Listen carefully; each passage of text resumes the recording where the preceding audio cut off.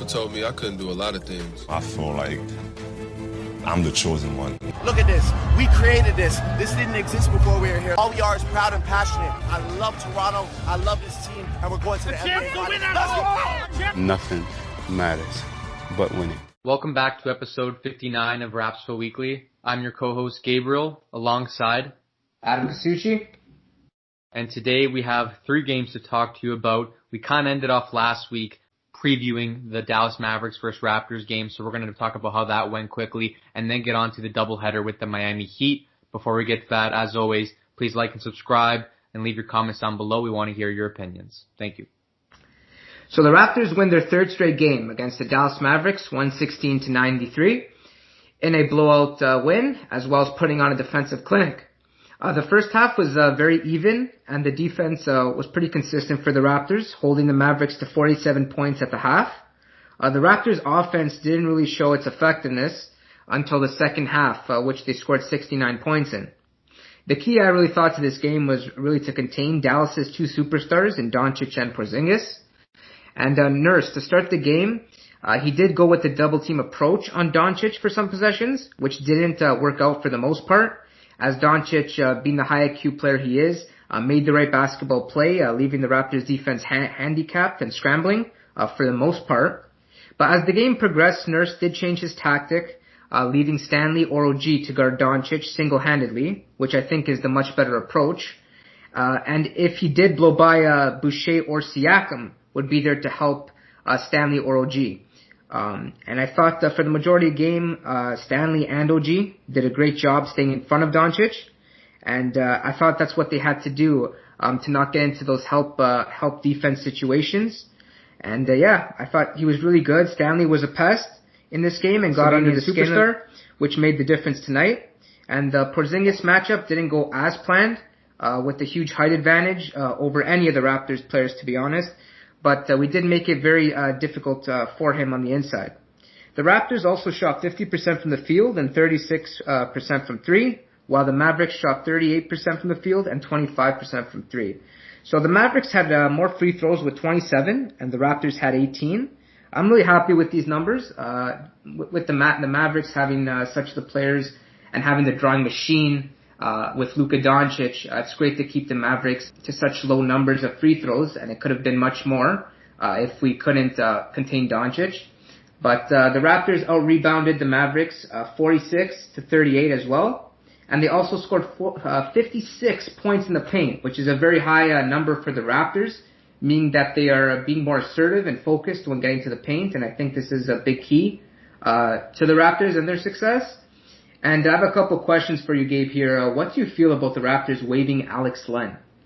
I think it was a smart decision. I feel like the center position has been one we've been lacking in. Chris Boucher has stepped up tremendously, but we've been struggling to see performances from Aaron Baines or Alex Len. In the little minutes they get, it's hard to get a real contribution from them, and we haven't seen the greatest upside besides their basic abilities. And I think that we didn't really just need the position. We weren't playing Alex Len at all. It was kind of like a dead roster spot if we needed a position. And based off of what we're seeing in this team in terms of defense, rebounding, it seems like we need other big players on the floor, but not necessarily in the center position because Boucher fills that so well. I think we need another 4 or even a 3, but someone that is a little bit taller and more mobile, someone like Yuta Watanabe that fills that type of position. So maybe that could be the next move. I certainly agree. And my second question here for you is, how fortunate have the Raptors been to not have been hit with COVID-19 we've actually been yet, quite lucky considering the amount of games that have been postponed, like let alone someone on a team contracting it or something like that. Thank God for that. But it's also just been, we've been lucky we haven't got any games postponed. Us fans have been able to watch our team so far consistently, and we haven't had trouble so far with the schedule. But I'm sure we might end up having something soon because the number of cases in the league are increasing, and so are the number of postponements. So I'm going to give you now a little bit of a breakdown on the players of each team. Dallas I'll do kind of quickly because there's only the 2 stars to talk about here. Porzingis had 23 points, 9 rebounds, 2 blocks, 8 for 14 shooting. And, he was just very hard to guard as always. He is a tall player, can shoot over anybody. It's a tough matchup at the 4 or 5 wherever he gets placed in. And, I thought the matchup that we recommended in Boucher was the best look. He did a good job of contesting a lot of shots and being there. And we also recommended the idea of double teaming, and it worked. Literally, I think right in the beginning of the game, Van Vliet went to go double team Boucher. He is a tall man trying to back down. He's going to have high dribble, and someone like Van Vliet can come in there and steal, cause a quick double, and it worked a little bit. But obviously, he was still hard to guard, and he was a bit of a pest. But the bigger story here was locking down Luka Doncic. He had 15, 7, and 9, which are obviously, decent numbers always, but for Doncic, those are low. He shot 4 for 11 from the field and didn't make a three-pointer on the night. I think it was due to Stanley Johnson and OG Anunoby's insane defense. Stanley was an absolute pest. You saw Luka was getting frustrated, gave him a little bit of an elbow to the face, and then Stanley caused a kick ball violation, but then he was clapping at him. And I know that the intensity was high there. I was very impressed with Stanley's game tonight because of that. And I just think we did a really good job containing the two stars, and we got lucky that other guys like Tim Hardaway shot 0 for 12 this game and was scoreless, and it made it easier when some of the role players weren't producing as much as we expected. But they did have some decent performances. James Johnson with 15, Trey Burke with 17. So some guys did step up, but it clearly wasn't enough for them. Meanwhile, with the Raptors, I guess I'm going to start with those guys because I mentioned them. Stanley Johnson, he had 6 points, 3 boards, 2 for 3 shooting, and a block. I just think his defense has been absolutely incredible so far, and it's been a huge asset, especially against these stars. And I think that this might be the new look, is the way he matched up on Luka is, for future teams, future stars, you kind of get that star player out of the play, and Luka stayed around the hash marks, and Stanley just stayed up on him. No help defense, just one-on-one, and everyone else can worry about the cuts and the help defense and worry about their own play, but take the star player out of the possession. And I think it would help us a lot with that type of lineup. And Stanley played fantastic because of it and did decent contributing on offense. With our starters, though, Aaron Baines, he ended up playing 11 minutes. Sadly, like usual, he only put up 1 rebound, missed a shot, and then didn't really do much. Nurse pulled him off. Pascal Siakam, 19 points, 5 assists, 7 for 19 shooting. He wasn't the most efficient tonight. He had about an average game scoring-wise. But obviously there was trouble. That 3-ball, we just don't want him shooting it anymore, man. 0 for 4 from 3. It's something that's been proven to be not as effective as we thought from the beginning of the season, and I really think that he should just stick to that inside game. OG Anunoby, 13 points, 11 boards, 2 steals and a block, 5 for 12 shooting. His defense was masterful tonight. He did a great job on Luka or whomever he was guarding. 2 steals and a block are great numbers, and he did decent on the offensive end, hit a couple threes, and helped out on that glass. So that's what we like to see from him. Fred VanVleet struggled to shoot tonight, 2 for 10 from the field, 1 for 6 from 3. He only had 6 points, pulled with 4 rebounds and 6 assists, but the story was 4 steals on the night. He was a pest on defense on whoever he was guarding, and helped defense or double teaming proved useful when he got Fred, a guy that's really aggressive and gets inside players, gets under their skin. And his backcourt partner, Kyle Lowry, 23 points, 9 rebounds and 7 assists. 9 for 12 shooting. This is the Kyle that I like to see, shooting very efficiently, scoring at will, shooting the 3-ball well. We didn't really see too much of that in the first Heat game, but in this game he did prove very useful. And obviously Chris Boucher, as usual, had a fantastic performance. 21 points, 10 rebounds, 3 blocks, a steal, and 8 for 12 shooting. He's just been playing absolutely fantastic. He did well against Porzingis, although Porzingis had a better offensive night. Boucher still did really well, and I felt like on the offensive end, Boucher was doing a great job at scoring the ball and making his 3 balls as usual. And Norman Powell, 17 points on the night, 6 for 11 shooting. This is the Powell that we love to see. He did a great job at scoring in that 6th, 7th man position and, helping to get the win for us. The other guys didn't play too much here. Terence Davis, 11 minutes, 6 points, so I think I'm going to cut it at that. Overall, I think we just had a great performance tonight, masterful on both ends. Offense, we showed up in the second half, and defense, I think we did a fantastic job all game. So now moving on to the first game of the Heat doubleheader.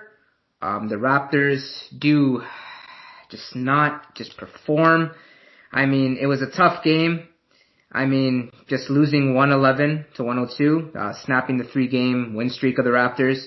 And I can't really say this was a bad performance. I mean, because of how elite this Heat team played in this game, I mean, the Raptors ultimately had a tough time limiting the Miami 3-ball, allowing 18 made threes, which was really the story in this one. Miami played a zone defense for the majority of the game, and this really troubled the Raptors' offense in terms of ball movement. And I think Eric Spoelstra knew players like Baines, Siakam, and OG would have difficulty making quick decisions under a lot of ball pressure, which the Heat team did apply heavily.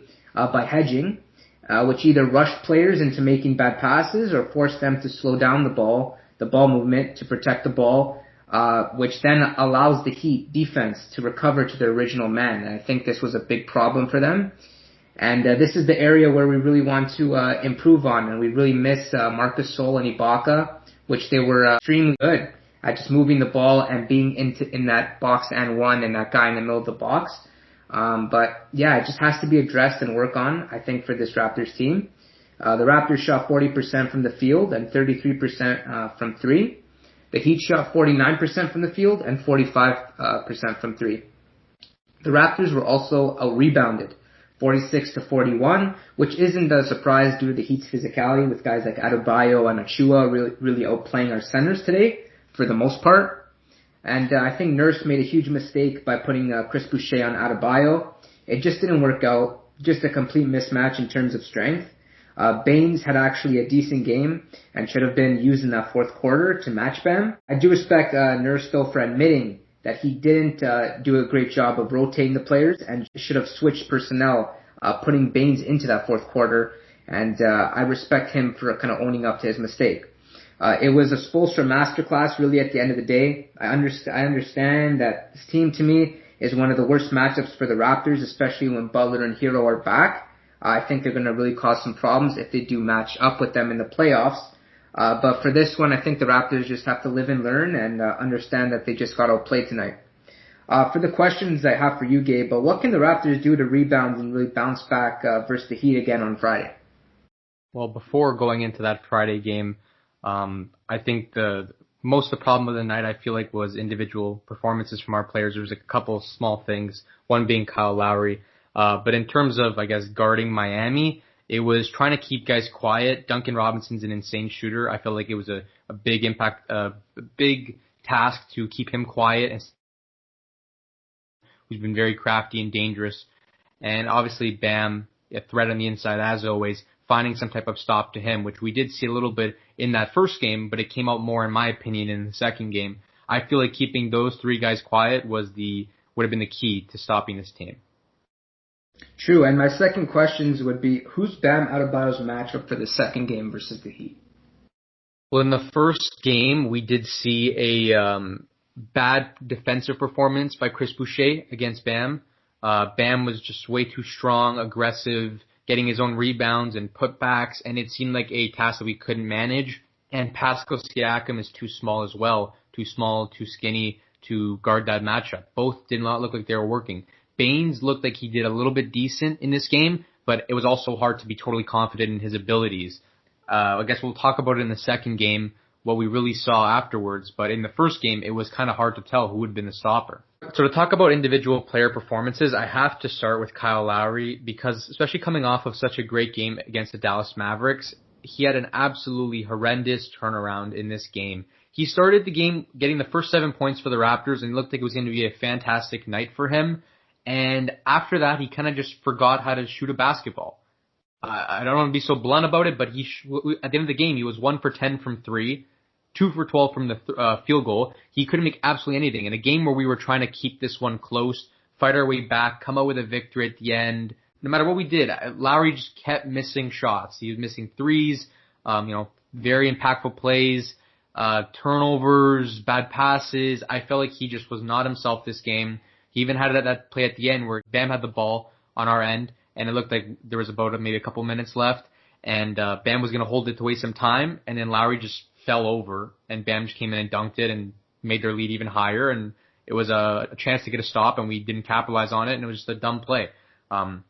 Maybe a little bit of bad luck there, but I just did not see the Kyle Lowry that I always see. He did have 10 rebounds, 7 assists on the night, a steal and a block, but his shooting was just absolutely horrendous, totally hard to watch. Sorry to anybody that had him on fantasy that game because he definitely caused some bad points that night.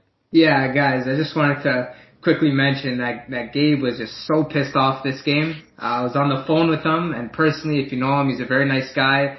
Even if players do perform poorly, he won't really criticize them, and he'll take always a nicer approach to criticizing them and different players. But this game, I don't know what it was about this Kyle Lowry performance, but he just did not have it on this one.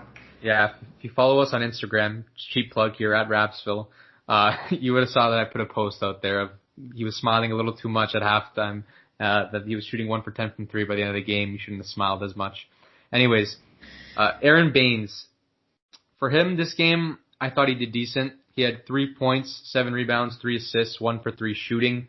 The defense, like I said, was a little bit decent on Bam. I think he did a decent job. Much more rebounds than he usually gets. That was good to see. And he hit a 3-pointer on the night. But besides that, he obviously is a little bit ineffective on the offensive end, especially this game. So he did come out as usual, but he played more minutes than they usually gets. Pascal Siakam, 18 points, 6 boards, 2 assists, and a steal. I thought he had a pretty good game, minus the 3-ball once again. Not a good look for him. He was 0 for 4 last game. This game 0 for 3 from 3. But by the end, he was 7 for 15 from the field. He had some success, I think, getting on the inside, being aggressive there. And I think that like staying on the inside works for him. That double and pass, the kickouts, they work, driving kicks. Those seem to be working to our advantage on the offensive end, creating plays. So I think he just has to keep it simple and just keep it to that. OG Anunoby, 18 points, 7 boards, 3 assists, 6 for 12 shooting, a steal, and 4 3-pointers. I think he just did a good job in making his open shots, helping the offense flow, while also playing great defense. I thought he worked well with the switches, having to guard different players, and overall, I think he just did good contributing to the team. 18 points is a great number for him, and we love that setup. Fred VanVleet, 24 points, 5 rebounds, 9 assists, and a steal. 7 for 18 shooting, 3 for 8 from 3. The efficiency has seemed like a little bit of a problem for Fred, but I think it's also because of the tough shots that he takes, along with those drives to the rack. For some reason, the refs haven't been giving him the calls, and no matter how much he gets stripped and grabbed at or whacked, he just doesn't get anything. But I think that overall, I've been seeing a lot more dangerous moves from him, like that pull-up midi. He hasn't really used that before this year, and now he's using it a lot more. He looks more casual when he does it. It's smooth, it's clean, and I think it's a good addition to his offense. Good passing as well, smart defensive plays. In the first half, he cut off Olynyk on a drive. There's a lot of IQ to his game, man, and I think he's stepping up a lot this year, proving to be a real leader. Terence Davis, 16 points in 24 minutes, 4 rebounds, 3 steals and a block, 6 for 12 shooting. I was very impressed by TD this game. I thought he stepped up dramatically, showed that he wants those minutes and he can be valuable in the offensive end. The defense is always something we're weary about. He tends to always have at least 3 fouls a game. We kind of call him the foul machine around here. But I think he did a decent job this game on defense, 3 steals. He was a pest, and his scoring ability is definitely proven. He can drive to the rack and he can hit the 3-ball. So when he's doing both at a good rate, it's solid for us. Boucher, 22 minutes. He didn't even play as much as he usually does. 8 points, 2 assists, 3 for 7 shooting, and a steal. He had a decent contribution, efficient shot making ability, but I feel like he just didn't get as much minutes, didn't get to produce as much. Miami is a tough team, and Bam is a great center, so it's tough to really have a great game on him. And Norman Powell as well struggled this game. 7 points in 18 minutes, 3 for 8 shooting, 1 for 5 from 3. This was the Powell that we don't want to see as much. He just couldn't shoot. His shot wasn't falling. 3-ball, simple as that. And Stanley Johnson, 11 minutes. He had 1 rebound. That's about it. And a block. Decent defense as usual. He had a nice block on Robinson. That's what it was from behind in the first half. It led to a nice transition point. But besides that, he didn't really contribute too much to the game. And in terms of the Miami Heat, so obviously Bam, he can always be a problem. He had 14 points, 13 rebounds, and 7 assists on 6 for 14 shooting. Definitely not his best night, but still decent numbers. Dragic had 17 points of his own on 6 for 16 shooting with a steal. He really turned up at the end and caused problems for us as we were trying to make a bit of a comeback. Kelly Olynyk, 15 points. A decent stretch big for them. 5 for 10 from the field. He had 8 boards, 8 assists, so good numbers. Duncan Robb, 14 points, 4 for 7 from the field. He had 4 back-to-back threes at the start of the game and then quiet down, but it's clear that he can always be dangerous, and he gets the hot hand. When he gets going, he will make every shot. It's crazy because he doesn't even contests don't bother him. He just shoots over people, doesn't have to adjust his shot. He just shoots it and it goes in every time. It's actually miraculous. And the big performance here tonight was Kendrick Nunn, 28 points, 8 rebounds, 5 assists, 9 for 12 shooting. There's not much you can do when a guy's playing that good. He had 23 points in the second and third combined. For second and third combined, 23 points. That's a crazy amount of points. He was just tough to guard, man. He was just shooting the ball well. He shot the 3 decently. He's quick. He's explosive. He gets to the line, makes plays. He was good around that mid-range. It was definitely a tough guard for VanVleet. So now moving on to the Miami second game of the doubleheader. Raptors show their resilience and regroup as they win this one 101-81. The Raptors came out strong and assertive to start, and defense was brought to a different level, I thought, because of a difference in paint protection, which forces Miami to shoot a lot of threes. I think that's what made the difference. The ball was moving from side to side, and players were making great decisions when doubled or when they were zoned. And as the game went on, we did see it slipping away though, because of stagnancy that led to long droughts without scoring the ball. The Raptors need to develop a comfort level in one or two plays that can consistently work in these dry spells of no offense. And I think that the Kyle Lowry and Serge Ibaka pick and pop or pick and roll last season worked so tremendously, and that was the go-to play when we hit these types of droughts. And we're kind of missing that. So we need to develop some type of play that works at a consistent rate that Nick Nurse can use. And I don't know who the personnel is in these plays. I'm sure it should involve Kyle or maybe Siakam or Fred. But let us know in the comments what you think that duo should be in running that play. But in the fourth quarter, to end the dry spells of no offense, I thought we really played good. And after blowing a 21-point lead, we went on a crucial 12-0 run that saved them from another embarrassment this game. What is causing these offensive breakdowns, do you think, Gabe, that we need to clean up? It's tough to put an exact answer on it. I think that some of it stems from just forcing shots, and some of it stems from taking the same shots when they're not falling. I feel like for us, what happens is once we miss a shot or two, then we're stuck in that slump and we keep shooting like three balls to get ourselves out of it. As the other team scores bucket after bucket, scores a three and another three, and we feel kind of pressured to, keep that lead, we start taking big shots like three-pointers. And I feel like we just force too many of them. When we're not scoring, make it simple. Get to the inside, score a quick bucket, get the offense flowing again, get out of the cold spell. Whereas I feel like we're stuck and we shoot way too many threes when we're in that position. I think has something to do with, not getting the offense to flow once you have a long dry spell. I do think that is the key, and we also, I think, feel like, now Siakam is starting to do it, but we are getting the paint penetration, getting someone to drive and kick. We're also getting it with Powell, and we're seeing a little bit from OG as well. So it's great to see from a Raptors standpoint. But I also felt, along with Norm and OG this game, I felt Baines was huge tonight, with using his physicality on Bam Adebayo, really to slow him down, which made the Heat shy away from that one-on-one matchup that they were using in the previous game on the inside. So we do gotta give credit to where it's due here, because he's received a ton of criticism, honestly. And by the eye test of watching tonight's game, I think he deserved to play. And he's not gonna give you a double-double every night. That's just not the player he is. But if he can consistently sustain that high level of defense, night in, night out, that's what's going to give him the minutes that Nick Nurse is looking to give him in the future. And to finish off with some questions, how has Stanimal's performances influenced this team throughout this run that they're starting to win games again? I think that although his offense, he can't contribute the most, once in a while we get a nice three ball out of him. I think his defense has made him so useful on A, stopping the other team's star player, but B, like the turnaround in energy. When we can't score a bucket, the key is to just have strong enough defense that the other team is not scoring as well either, so you don't give up your lead. And I feel like when he's on there, he just does that. He puts on a defensive clinic. He has so much energy on that end that it just creates a good stop for us, and we get rolling in the other way in transition or just getting better looks because of it. So I feel like his impact has been phenomenal. As long as he can continue to play that way in the defensive end and have some type of contribution on offense, whether that be a cut or making the out three ball from the corner, I feel like he'd be very useful to this team. Yeah, and another one I'm a bit worried about is why has Malachi Flynn been struggling so much to just consistently be given those bench minutes? I'm not seeing his production right now. Yeah, I think with him, it looks like on offense, he kind of looks scared or hesitant. I think he is very a simple player, a pick and roll type player. And the problem with this team is that we don't have a classical, center that runs pick and roll like Baines, who's a big body. He would do that. Like Baines has not been good enough at all in the pick and roll. I'm going to make that clear when I talk about him.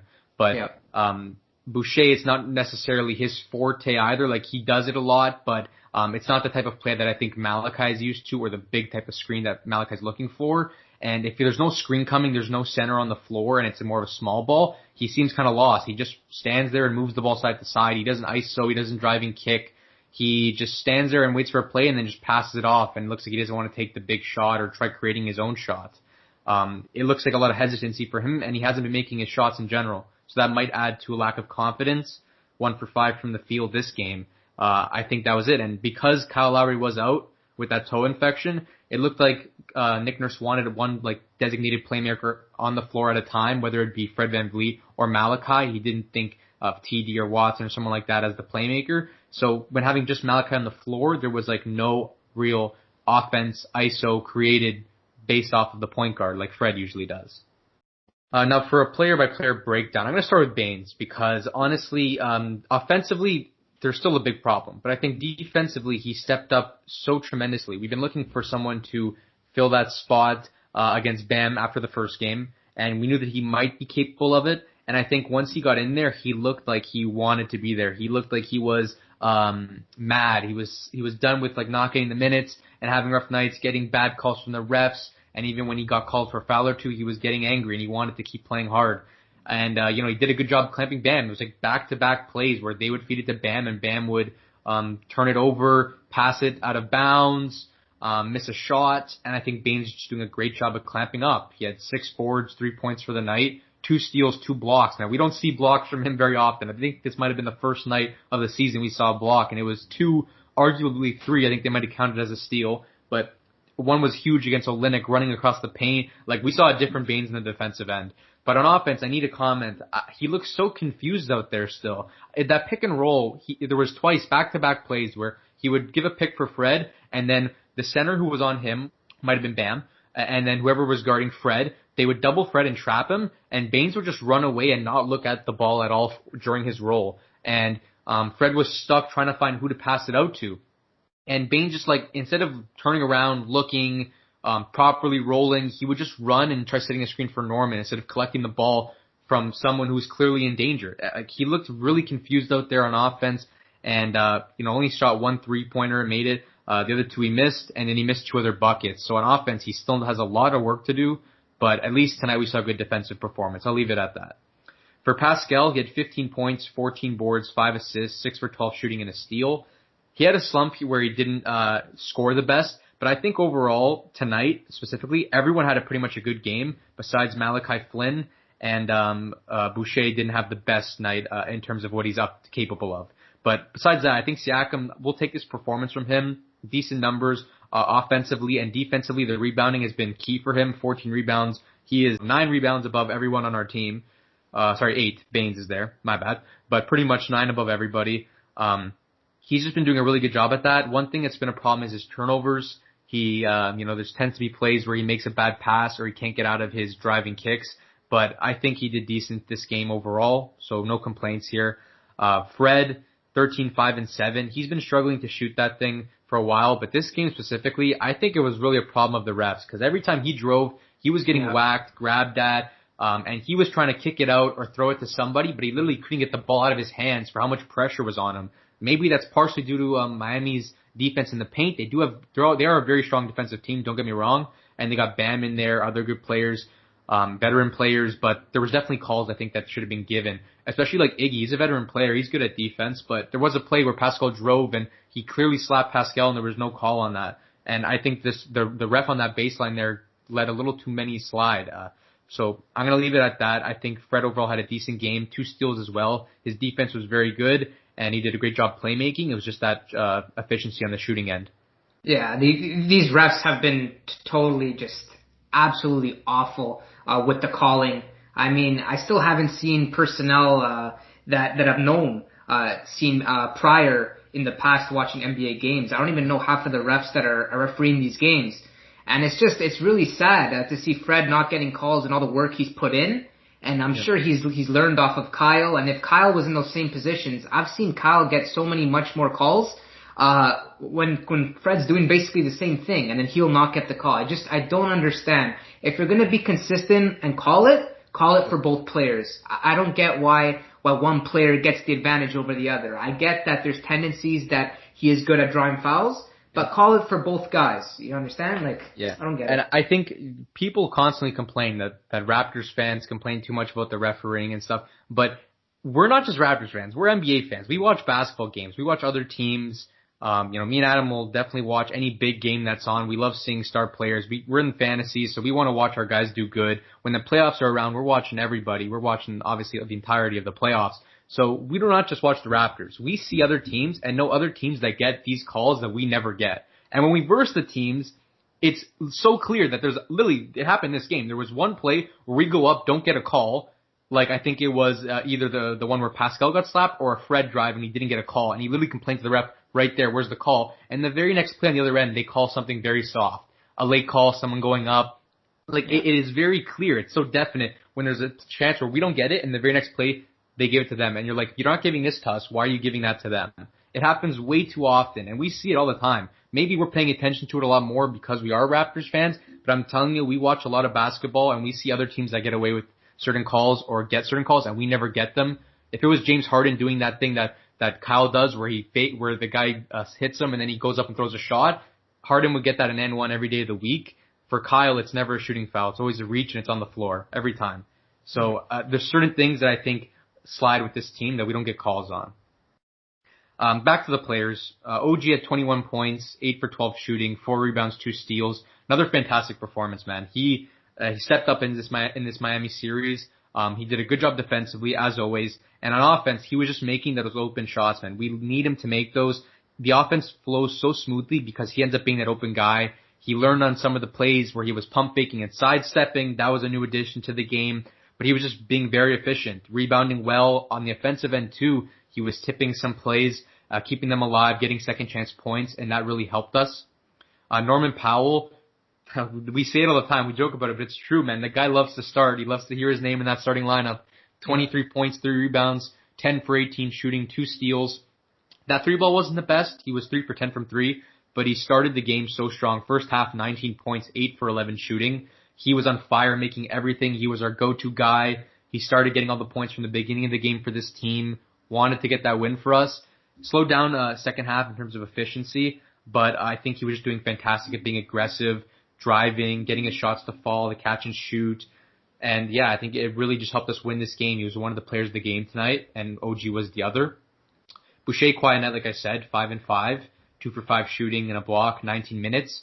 It looked like we gave Baines obviously a lot more because of his defensive effort against Bam, and Boucher just didn't look like he fit out there, like on this lineup.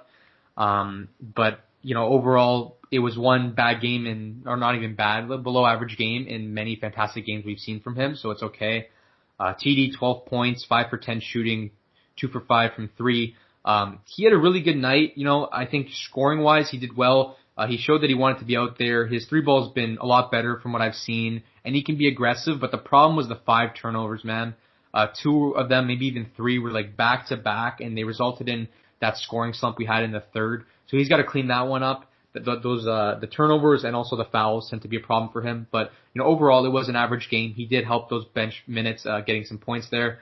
For Terence Davis, I just wanted to bring up his struggles when attending to the zone. When teams play zone, I feel like he's very lost out there. And when you're in a zone offense, you have to make quick passes. You have to already kind of anticipate what's going to happen next.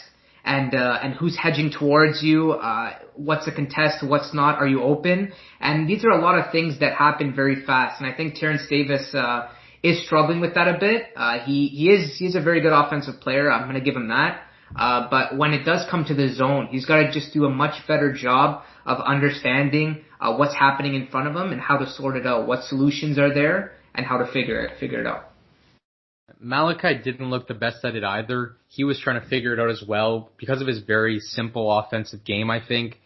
Very vanilla. I think that he looked like he was struggling out there too. The first game, it was very prevalent. We were garbage at that zone. And then I think we might have, at that practice, addressed the issue because the second game, we looked like we were trying some different things. Faster passing sequences, getting guys open, moving the ball a little bit better. And people like Terence Davis at least are confident in making their shots, that when they get a little bit of space off that zone, they know they're probably the best shot of that sequence. They take it with confidence, and then they make it. So That's where he did decent at it, but I think that the zone defense proved to be a little bit of a problem tonight. We just don't seem to be the best at passing out of it, and finding the right way to attack it, especially the first game.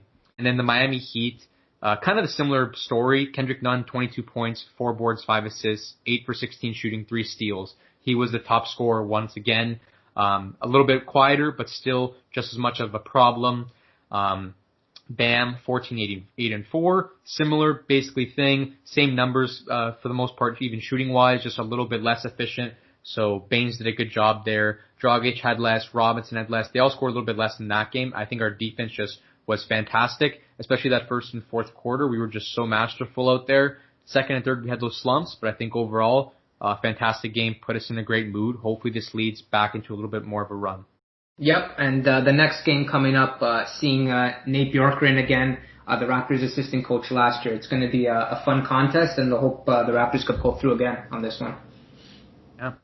All right, we hope you all enjoyed. As always, please like and subscribe. Check us out on Instagram, @Rapzville.